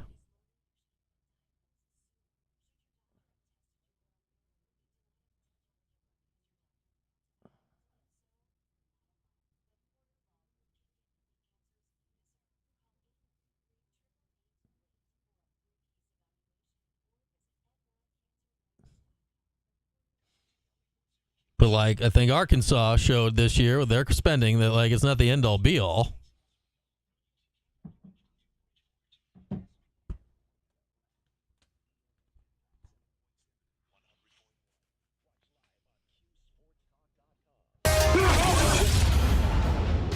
Can we review our status here, Si? Let's look at this thing from a UCF not in the tournament, bowling ball. I think they were about 500. I lost track of them.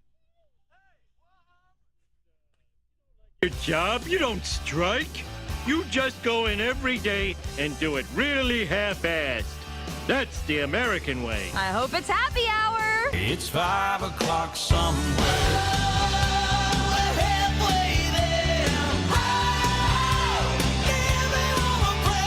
This is a great day. A really great day. All across CNY, it's the 315 with Brian Higgins. Halfway home, we drive into the second hour with Burdick BMW. Wow. We're 15 minutes late to the second hour. These things will happen. 315-437-7644 if you'd like to chat on this fine Monday. What have we done so far? We talked a little tournament. We had our guy Andrew Catalan on from CBS, and you'll be seeing him on all the various stations coming up. His games are True TV during the day, then CBS during the evening. On Tuesday in the evening, he'll be hanging out. His evening games on Tuesday have John Calipari, Bill Self, and Rick Pitino. Providence. Bumping. It's the place to be here this week. We can talk about that, whatever you'd like here this hour. Portal Watch, has anything happened yet? Portal isn't open until next Monday. That doesn't mean things can't happen. Eyes always peeled. Vigilance. Vigilance! What are we going to do here as we start the second hour? It is Pro Day today for Syracuse football. They just wrapped stuff up a little while ago. Clips floating around the internet. Hey, Kyle McCord cannot be stopped when there's no defense out there. But big day at the Ensley Center today. There were reps from more than 30 teams, which was an odd way to phrase it. There's 32 teams in the NFL. Does that mean one team didn't come if there was more than 30? So that's either 31 or 32. I feel you'd say all the teams were there if it was 32. So I guess one team declined to show up? I don't know. But there's more than 50 NFL reps there, a significantly larger crowd this year for the Pro Day than last year. Kyle McCord, Rondé Gadsden, LaQuinn Allen, Fadil Diggs, Elijah Clark all did the Combine. They were there today. Marlo Wax and Justin Barron, the two that were not at the Combine, I think probably had the best chance of, showing off a little something today. Word was Marlo ran a nice 40. Savion Washington, Jackson Meeks, probably next in line of having a chance to at least, catch on for mini camp or camp invites. Then Jacob Bradford, long snapper Tom Callahan, Josh Aloa, Clarence Lewis, and Max Mang also participated today. And, Kyle McCord was out there slinging it around as well. I'm sure part of that is he wanted to make sure his guy Jackson Meeks had his quarterback involved. But he's thrown at the Senior Bowl. He's thrown at the Combine. He's thrown at Pro Day. Like, he is not shied away from any chance to show his wares yet this year. So that was cool to see. Trevor Pena actually went out. He wasn't doing Pro Day. He's coming back next year, but he went out and caught some balls from McCord today as well. So he's not missing any opportunities. I found it intriguing here because he didn't do this at the Combine either. LaQuint Allen did not run a 40 today. And the questions about LaQuint, in my mind, they're not football related. We know the guy can run and block and catch. And I think 40-yard dash times are largely irrelevant unless they are outliers of some sort. I just was personally intrigued by, all right, what can this guy run at a 40? Because what if he goes out there, and we all know LaQuint's, he's not a breakaway speed guy. He's not the fastest guy. He's tough. He's got great hands. He will protect your quarterback's life with his own. But is he going to run a 4.8? Like, I don't know what his speed is. And I still don't know what his speed is, so I'll be very interested to see how that potentially reflects on LeQuint's draft stock, which who the heck knows. In a year that is the deepest running back draft in a decade from the sounds of it, where is he going to go? No idea. But I do know this for LeQuint. You know, if you're not a starting NFL running back out of the chute, and he's not going to be Ashton Genty or a first-round pick, he can catch the ball, and he can protect the passer. Valuable traits in the NFL these days. On top of that, the football team yesterday, they dropped this. For anyone that hasn't seen it, go check it out. It's on all the Syracuse football social medias. It was the first look at the new football buildings, football complex, as they're calling it, the Syracuse Performance Center. Man, it's nice. They did a little fly through the whole thing with the locker rooms and the team areas and the film rooms and the eating rooms and Fran's office and pool tables and cold plunges and all this stuff. Is it the nicest one out there? I mean, Clemson still got a freaking slide for no good reason. No, but I'd say it's on par with, it's hitting any minimum level to be competitive in the recruiting space, as much as that now has changed with NIL and all that being the lead driver. But it looks great. It's also going to allow, I'd say this is more the untold part of it, it's going to allow the Olympic sports of Syracuse to move into the football team's old space, which is still good space with weight room and, offices and all that, so, and cafeteria. So it's going to allow kind of everybody in the athletic area to stretch their legs a little bit with space. But that's the first time yesterday with that video that we've seen actual video and pictures of the space as opposed to just rendering. So that shows you how far along phase 1A or whatever the hell they're calling it of this 9 million step process is to renovate the area is coming along. And it sounds like those offices and stuff looks like it'll be available sooner than later for the Orange football team. So cool to see. Spring practice starts on Friday, and we'll keep our eyes peeled as per that. Coming around on Syracuse football, and hopefully a little positive vibes, a real honest to goodness QB competition, football on-field stuff to talk about. Let's not, basketball sadness and speculation and whining and all that stuff. We'll see how that goes starting out at the end of this week. Well, we won't. No show on Friday because, tournament mode. But next few weeks, all leading up to the spring game in the Dome on 12th, 13th, whatever that Saturday is coming up in April. With that, we'll hit a break. Phone lines open next, 315-437-7644. Portal watch? Should we? Dare we? Is there anything to see? Has anything happened? No? Maybe? I don't know. We'll tell you next. Kia Sports Talk, ESPN Radio. The Countdown.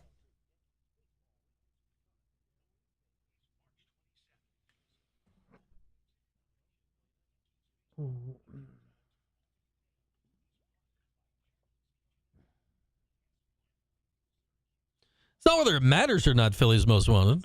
It's that's just not what Kent Syverud, who's the chancellor, has shown he's willing to hire.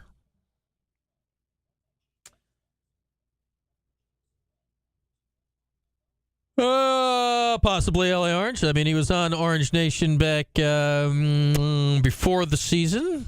I imagine we'll reach out and try to touch base soon. I'm waiting for some text replies to hopefully have somebody on to talk some of the pro days tomorrow.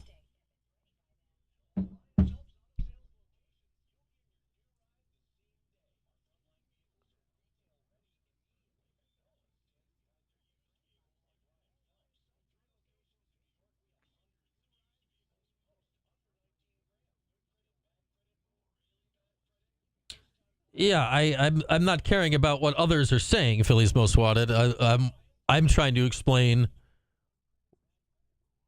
who I think it would matter to at Syracuse, which would directly affect whether he would have been a viable candidate here or not.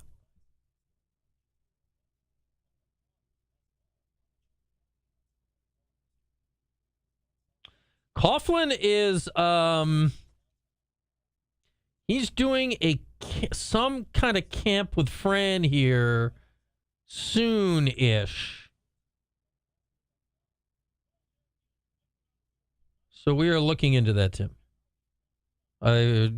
Jordan was on top of that. I forget what the date was.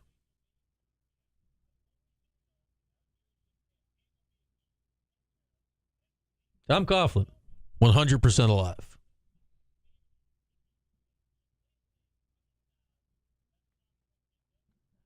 Phillies Most Wanted, I'm not trying to say why they should or not. I'm just trying to explain how Kent goes about his business.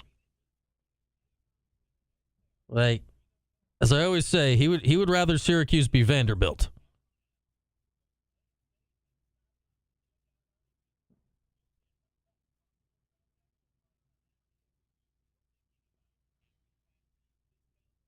Like, you look at all the Weitzman stuff, which we've been over ad nauseum, which I thought ended insanely stupidly for all involved. Like, that's how he deals with stuff like that.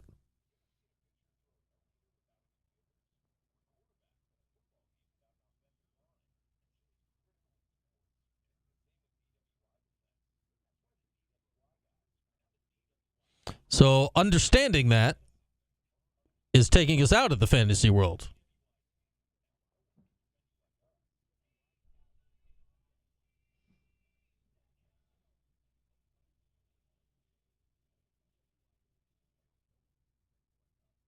Brandon?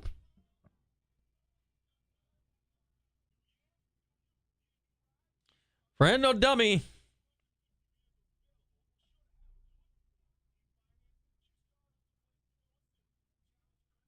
And it may be Philly's Most Wanted.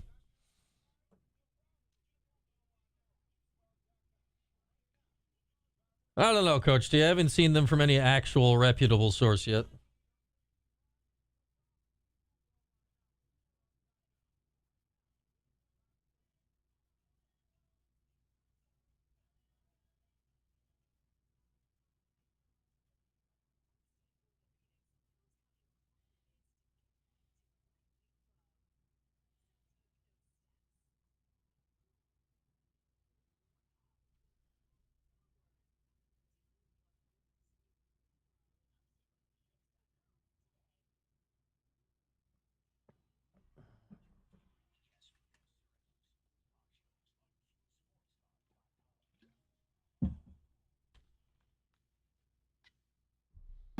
All across CNY, it's the 315. Here's Brian Higgins. Oh, one last football thought for the moment. I don't know if anyone saw the Deion Sanders story earlier, which is not actually a terrible idea, that he'd like to bring out another team to be part of his spring practice and spring games. And I think many, like one of the ideas for, all right, what are you going to do to change football, blah, blah, blah, is, you know, Syracuse plays an FCS team, a Colgate or whatever every year, to make that like the spring game, so it's a little different. Well, Fran Brown responded to Deion Sanders on Twitter 15 minutes ago, so I guess he's wrapped up for the day. At Deion Sanders, we will come to Boulder for 3 days. Dart emoji, orange emoji, praying hands emoji. Oh, man. Get it, Fran. I love it. Fran's tweet before that, though, was retweeting that Syracuse is a spring game. Is this week, and now will be in the Dome. So is this year in the Dome on Saturday, April 12th. So there is that.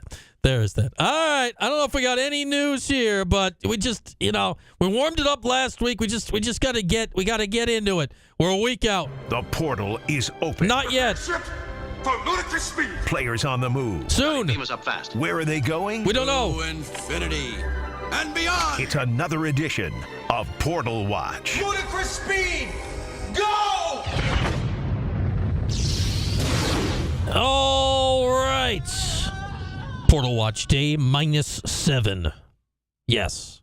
-7 because the portal isn't open until next Monday. If you're in for baseless Twitter rumors, Donnie's in the portal. I don't know. He could end up. I'm not saying he won't end up in the portal. What I'm saying is there's Twitter rumors out there too. By whom? Based on what? I don't know. Is it real? Could he be in the portal regardless?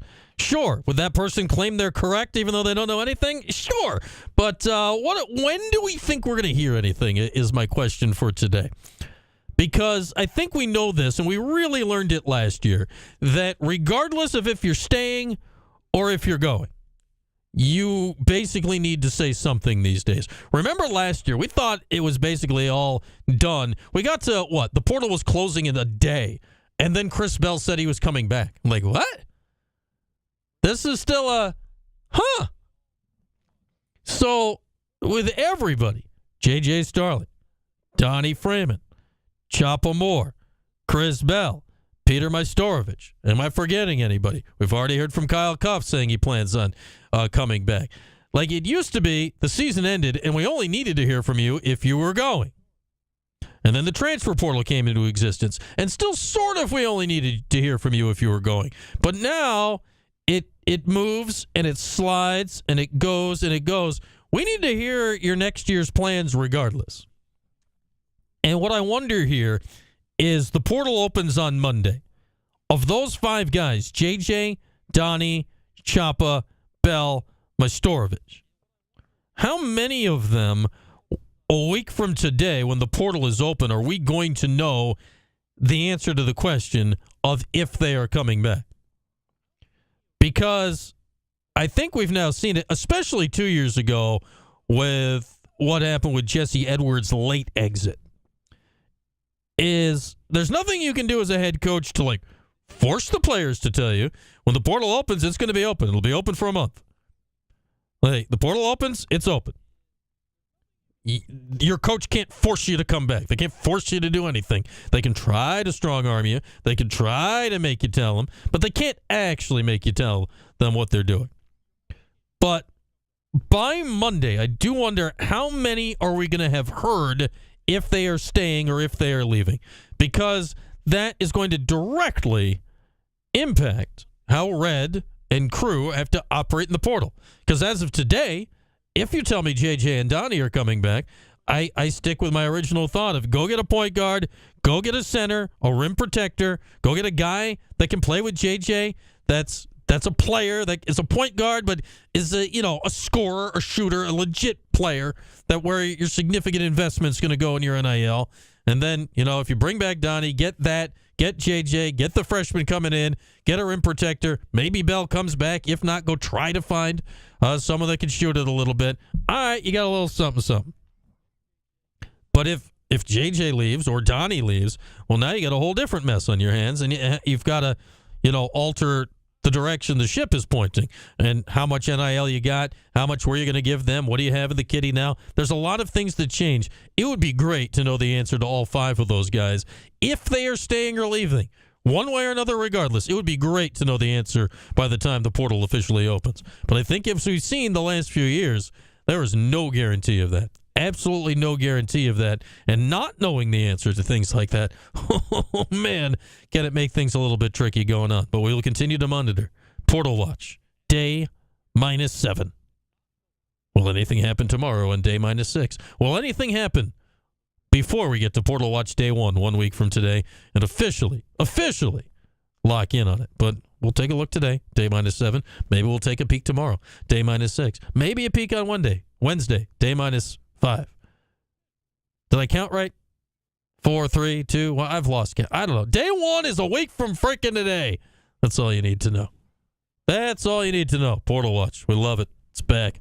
We're back after this. We'll get Mike in here for a little 411 next. It's Q Sports Talk. It's ESPN Radio. The Sport.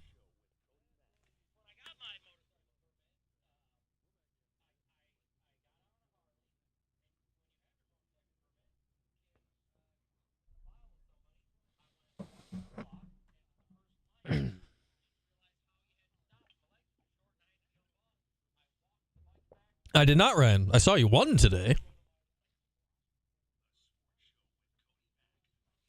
Look, it's Mike. Mike is holding a Reese's cup.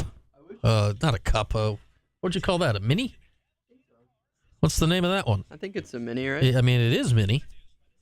I wish Lisa would take a tally of like how many each person takes a day. Because when I first got here 4 hours ago, her bowl was completely full. Full of Reese's and now cups? there's 4 in there.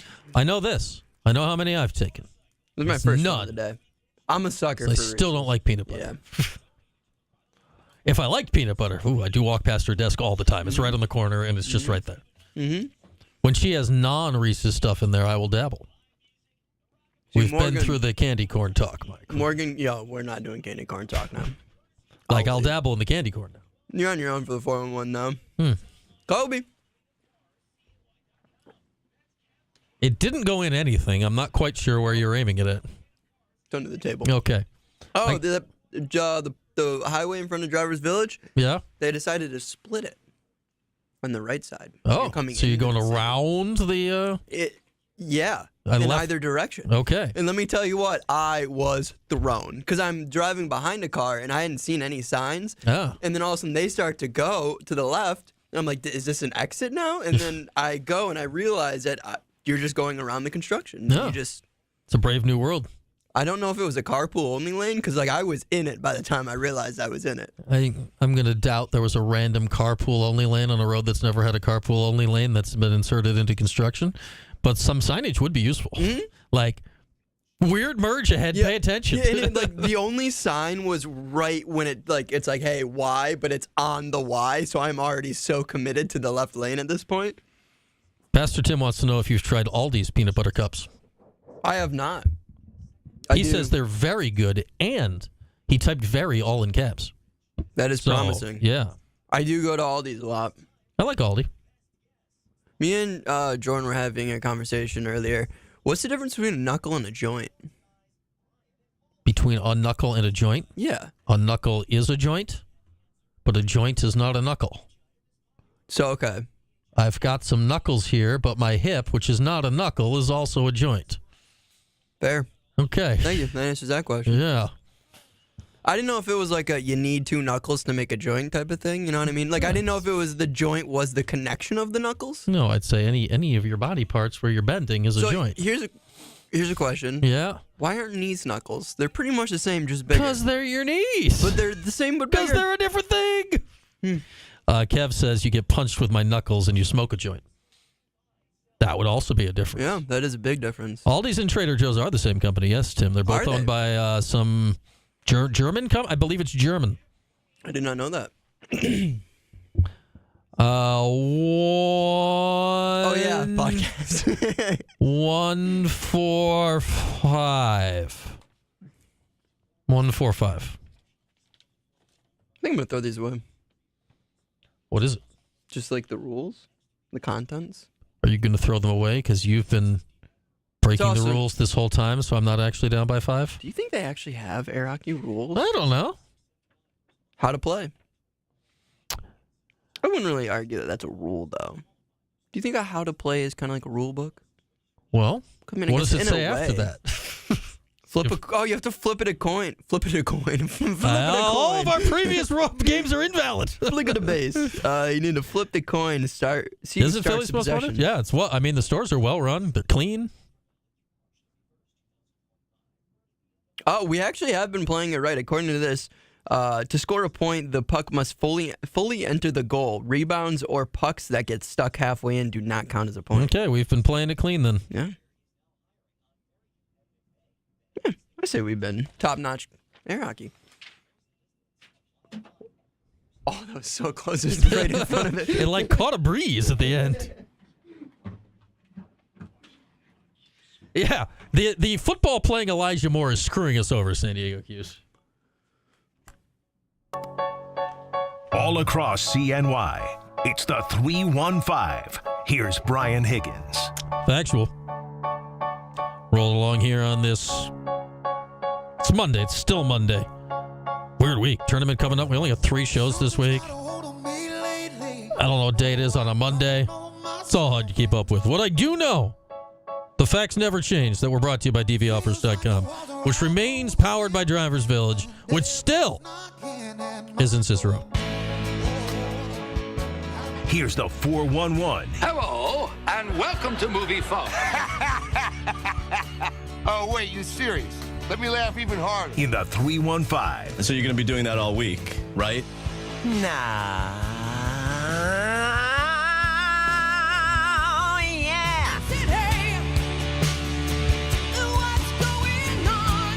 All right, Mike, what's going on? Hello, sir. Some contract extensions. Some we should do this, we should do that. Let's do that. I say we start with this. All right. The Bengals extend Jamar Chase and T. Higgins. Jamar Chase grabbed a 4-year $161 with $112 guaranteed, and T. Higgins. Is that all? Signed, yeah, right. Signed a 4-year $115, the first 2 years guaranteed. I feel I should be getting a cut of T. Higgins' contract. Yeah. Yeah. I'm okay with just that. Like, as long as I can be your agent. So you're getting a cut of my cut? Yeah. All right. I'll even take like 0.5%. Okay. Yeah. I don't know what percentage I should get for having the same last name as him. More than 0. But anything more than 0, I'll take it. We'll get an Ancestry.com thing going. Maybe you guys are related. Yeah, we could be. Yeah, probably. Is he Irish? He could be. Might be. I'm not. I hate to rule it out. Are you Irish? I'm a quarter Irish. The Higgins part is Irish. I'm a quarter German. Okay, well, I'm a half German. I guess, yeah, that makes sense. Higgins, yeah. Yeah. So his last name is Higgins. Oh. Is he wearing Higgins. green right now? He could be. Give me money. Probably wearing orange or black, though. Give me your money, T. Higgins. Just a little. I'll take it just a little. You give me 1% of that. I'm good. Yeah, you say it's only $112 million guaranteed for Jamar Chase, but that is $3 million less than what T. Higgins can even make in this contract. Which is still an extraordinary amount of money. Crazy. And, we see the word guaranteed thrown around like candy when it comes to NFL contracts, but a lot of the time that's guaranteed money. You don't often see guaranteed years or that sort of thing going on. It allows for kind of like a safety for the Bengals. T. Higgins quite literally is, I'd say, the best number 2 in the league. I think he's proven that the last couple of years. But it also gives the Bengals a situation to say, okay, we've got our offense, but if we can't build our defense or if we can't make it happen with the offense, we're not locked into these 2 extra years because a lot can happen in 2 years. That said, they should still give money to Hendrickson, too, and fortify their defense. The Eagles have proven you can do it if you know how to do, math. Yep. If you have somebody that's good at the math, you can pay all those things because the Eagles also have 2 highly paid wide receivers. And they have highly paid defensive players and a highly paid quarterback and a highly paid running back, and they won the Super Bowl. So, just pay everybody all at once. Yeah, and you pretty much just alluded to my next point. The Bengals are putting their back up against the wall, but I think arguably with the way their contracts timing has all worked out, their back is against the wall, and they just had to make a decision. They have now made it so no matter what, they have to bang out in this draft in the drafts. The guys they draft, they have to work out now. And that's where the Eagles make that strategy work because their rookies have been good every year for years now. Yeah, and we've all been kind of talking about the last, I would say probably since their Super Bowl run, this defense has been very lackluster. Mm-hmm. This kind of, in my opinion, it gives you a little bit of a cushion. The Bengals have a top-tier offense. They have the Triple Crown winner from last year. They got Joe Burrow. So their mindset has to shift until they can get this defense built of we just have to run and gun. Every time they score, we got to match it. Their game plan is going to be very offensive heavy. Do that, I would divert from the Eagles' plans a little bit. They went with Georgia. They just got all the Georgia guys. They got all the Georgia guys. Let's just pick another team. Yeah, you got to mix it up a little. Take all their guys. Yeah, just mix it up. Take a bunch of Ohio State guys. I don't know. Mix it up. Speaking of taking guys and mixing them all up, today on the Pat McAfee Show, head coach and College Hall of Fame head coach Rick Pitino of St. John's said that he is all in on the idea of mixing up the ACC and the Big East and making one super conference. Is that something you'd be a fan of, the idea? Well, I just don't. How is that going to work? That's so many teams. And then here's the problem with that. The problem with that is the same thing that led Syracuse leaving the Big East for the ACC in the first place, and that's football. To mix a non-football league with a football league, it caused the thing to explode in the first place. So I don't know how sewing it back together is magically going to fix it when it would now be more than twice as large. So while the idea of Syracuse and St. John's and UConn and all those teams being in the same basketball league again is great on the face of it, over here in logical land, you'd have a 30-team basketball league? Like, you wouldn't even play everybody. So if you put them all in the league and you didn't play them, it's not like you're in the league together at all. Realistically, it's just not realistically going to happen. Now, dare I say the word, because it worked out so great the last time the ACC formed an alliance. Could you have some kind of scheduling alliance with the Big East to get some games, some non-conference games to maybe boost each other up and do that? Yeah, that I think could work. But that said, the Big East is already doing, what do they have? The Big East Big 12 Challenge, I think, and the ACC does the SEC Challenge. Would you do a Big East ACC Challenge? Maybe, but the Big East has a Fox TV contract, and the ACC has an ESPN TV contract, so that probably makes it a lot harder. Yeah, and I do get the reasoning. As of right now, the ACC is in a tough spot.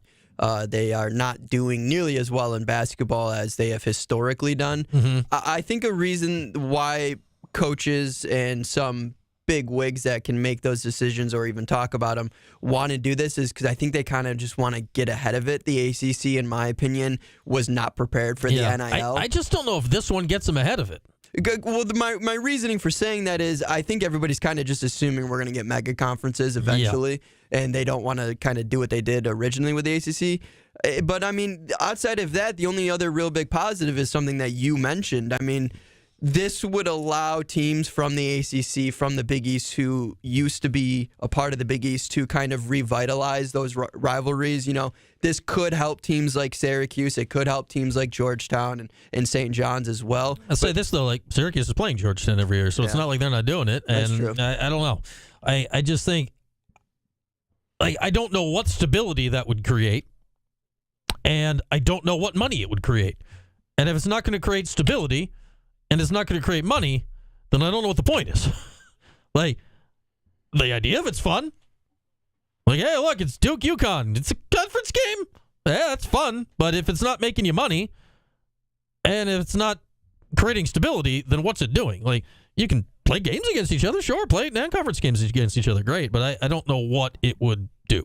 Yeah, I just think this is going to be a topic that until it either happens or completely blows up, everybody's going to have an opinion on it. Yeah. Now, realistically, if we get to the point of if football leagues end up being separate from all other sports leagues, and then Syracuse can migrate back toward playing more regional teams, like, I think at some point in life that'll probably happen. Like, if football was a separate thing, but as long as football is in the same league as the rest of your sports, Syracuse teaming up with teams that are not playing football doesn't make a lot of sense.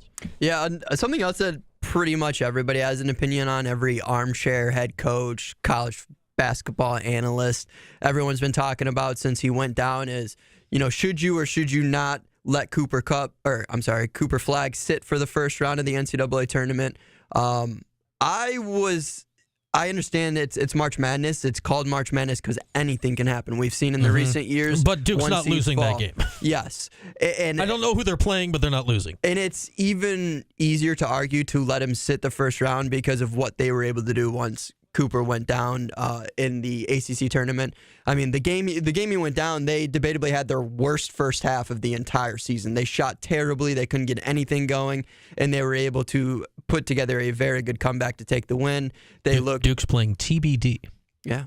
I heard they're tough matchup. Not too bad. So they're playing, Duke is playing either Mount St. Mary's or American. And, you know, I'm not going to say only if it was only Louisville, but right now Louisville isn't really at the very top tier, I would say, but they still looked really confident against Louisville. I mean, they got down early, came back, and then they pulled away.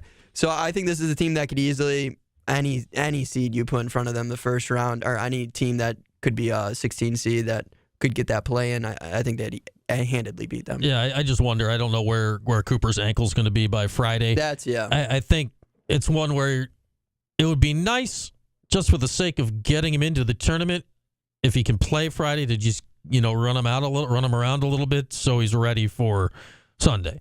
Because that's the way the tournament is now. There's not many easy first round games in the tournament. And then, all right, you get to the second game. Like, those 1-8 games, those get a little tricky. Yeah. Those get a little tricky, those 1-8, 1-9 games. So can you do it? I don't know. We'll see. I know this. Whenever it happens, you'll hear the game right here, because we got all the games from Westwood 1 coming up on our airwaves starting tomorrow, and then throughout the week and throughout the month. With that, we wrap up the 411. We'll tell you what's on tap after this here on Q Sports Talk and ESPN Radio. What is on tap? Are you ready for some baseball? Some Dodger Cubs baseball.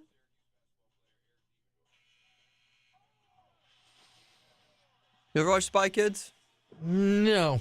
George Clooney played the president, and I don't know what the reasoning was, but he had this, like, black bar over his eyes, And like the whole premise I like imagined was so it like was to quote unquote protect his identity. But then at one point in the movie, he just like takes it off like it's a pair of sunglasses. Like while he's talking, he just like moves it, says a couple things, and then puts it back on. Why did that come up? I asked, 'cause I don't see anything that would have led to that in just this last 10 seconds. I don't know. I don't remember. Dodgers, Cubs. What did I get on that topic for? I don't know. I don't know. I don't know. I'm looking at the TV. I'm trying to figure out anything that led you that way. I genuinely have no idea. What's on tap? Is anything on tap for tonight? No. Nothing. Sweet. Meeting Wednesday morning. I love meetings. What did I? I don't know. Did Tony Kornheiser like, I need to talk about George Clooney? Did he remind you? Corned beef hash. Great stuff. Yes. You're just bebopping and scatting all over. Yeah, you said corn. Remind me of it. This is so stupid. I should have talked about this. PJ Washington saying that he's sick of hearing that the fire Nico, what is his last name? Chance, the GM. Like, shut up, dude. Your GM just imploded your team. Just shut up, man. Just take the L's and move forward. Get on a different team next year with a better GM. All right, I'm leaving.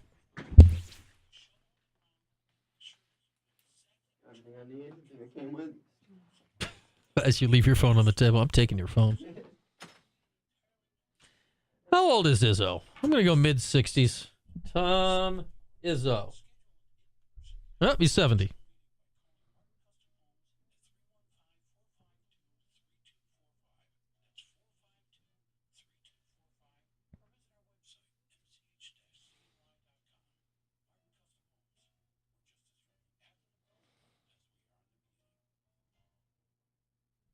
It's a good question, Tronic.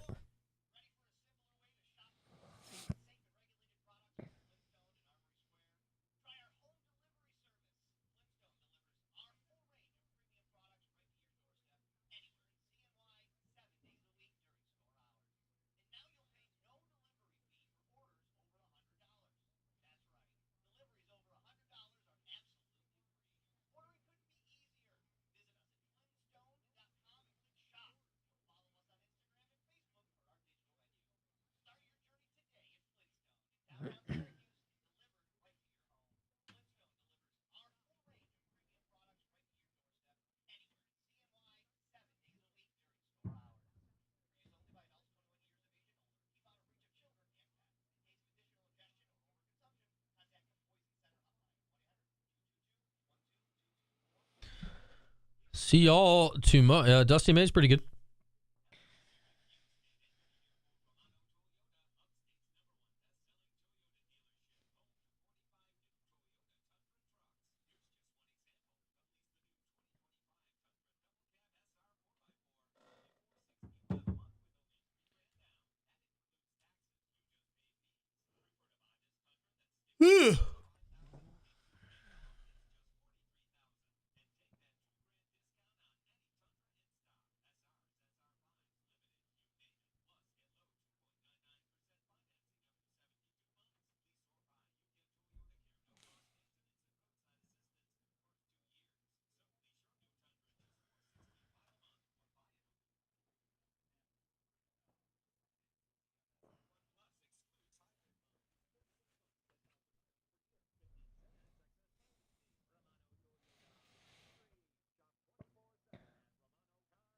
.com. Watch your favorite ESPN Syracuse sports talk shows on QSportsTalk.com. All across CNY, it's the 315. Here's Brian Higgins. All right, back to put the bow on it for this Monday here as we get into tournament week. Here's what's on tap tonight. Nothing, man. Nothing. It's the last night we say nothing for a while. Tournament first four officially starts on Tuesday. Tonight, I don't know. Kick back. Do a non-basketball watching activity because it'll be the last time this week that you do that. First four tomorrow, first four on Wednesday, all day long. on Thursday and Friday with full coverage here from Westwood One. And, man, I hate how they've started spreading out the games on Saturday and Sunday. It's not really all day long, but it kind of kicks in as the night goes along. But that's okay. We can all do actual real-life things earlier in the day on Saturday and Sunday, then watch some hoops later on in the day. So what's on tap tonight? Yeah, absolutely nothing. Absolutely nothing. What's on tap for the show tomorrow? I don't know. I think we're going to start picking some brackets. We're just going to wing it. We've done lots of research. I'm shaking my head no, but we'll pick some brackets. We'll go through the men's and the women's brackets. Hopefully get somebody a little pro day. We'll get some texty text out there in the ether. We'll see what comes back in this direction. Griff will be here on Wednesday, season recap from Alan Griffin on Wednesday. We'll do a lot of Friday stuff on Wednesday as well. With that, back here tomorrow, 4 o'clock, Q Sports Talk, ESPN Radio. This is Orange